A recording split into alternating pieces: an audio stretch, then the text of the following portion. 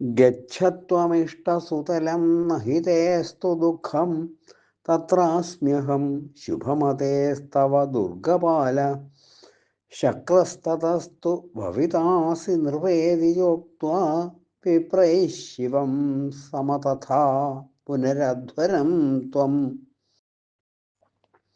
പ്രിയപ്പെട്ടവനെ, അങ്ങ് സുതലത്തിലേക്ക് പോവുക. അങ്ങക്ക് ദുഃഖം ഉണ്ടാവാതിരിക്കട്ടെ.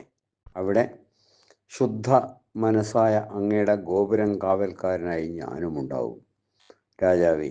തുടർന്ന് അങ്ങ് ദേവേന്ദ്രനായി ഭവിക്കും എന്നിപ്രകാരം പറഞ്ഞ് അങ്ങ് ബ്രാഹ്മണരെ കൊണ്ട് പിന്നീട് യജ്ഞത്തെ മംഗളമാക്കി തീർത്തു.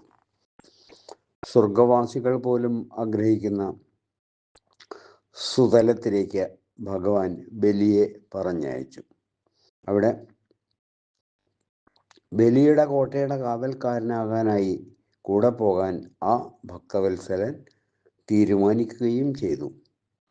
അടുത്ത മന്വന്തരമായ സാവർണി മന്വന്തരത്തിൽ ഈ മഹാബലി ദേവേന്ദ്രനായി തീരും.